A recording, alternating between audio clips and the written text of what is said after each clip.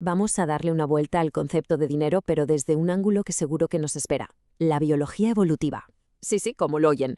Veremos cómo una idea del siglo XIX nos puede dar las claves para entender el futuro de las finanzas. A ver, para empezar a meternos en materia, lanzo una pregunta. ¿Qué pueden tener que ver estas pequeñas aves, los famosos pinzones, que ayudaron a Darwin a dar forma a su teoría de la evolución, Con algo que parece estar en las antípodas, como las criptomonedas? A simple vista, ¿verdad que parece que nada? Pues la conexión es mucho más profunda de lo que uno podría imaginar.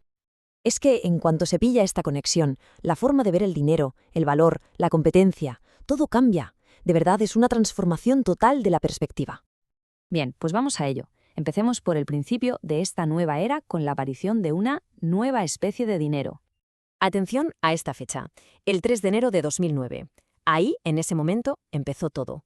Fue como una pequeña onda en un estanque, algo que casi nadie notó. Pero esa onda estaba destinada a cambiarlo todo, a redefinir la historia de nuestra sociedad. Y para entender de verdad lo que significa esa onda, no basta con mirar gráficos de finanzas. No, hay que ir mucho más atrás, a los orígenes de la vida, a cómo evolucionan las especies. La imagen lo clava. Vemos cómo ese pinzón, el símbolo de la evolución biológica, se transforma en algo nuevo, algo digital. Pero claro, antes de que llegara este cambio, el panorama financiero era un sitio muy estable, dominado por auténticos gigantes. Hablamos de los bancos centrales, claro, eran los dinosaurios del planeta financiero, los amos y señores, enormes, pesados, lentísimos para cambiar, y gobernaban un mundo muy estable donde el dinero estaba atado a los países, a las fronteras, y todo se controlaba desde un único punto, un equilibrio que parecía eterno.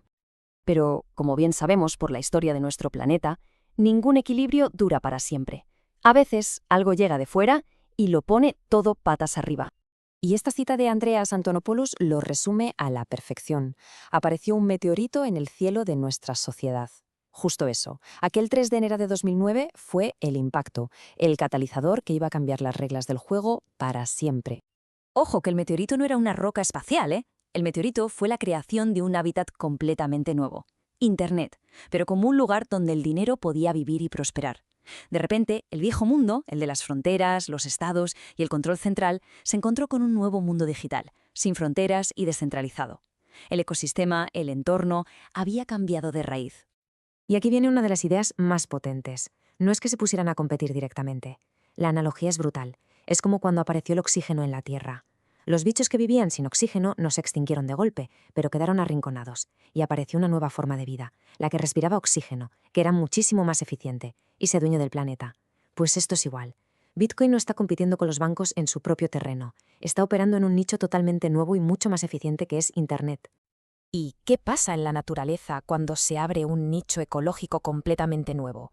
Pues lo que viene después, una auténtica explosión de vida, de diversidad. Pensemos en cómo era el mundo antes de 2009.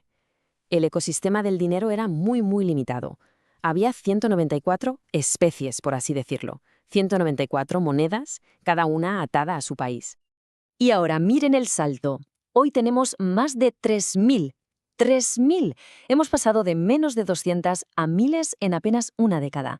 Es literalmente una explosión de diversidad, una explosión cámbrica del dinero. Entonces, ¿qué significa esta explosión? Pues tiene unas reglas muy claras, muy parecidas a las de la naturaleza. Primero, aparecen miles de especies nuevas. Segundo, la mayoría se extinguirán. Es ley de vida, selección natural pura y dura.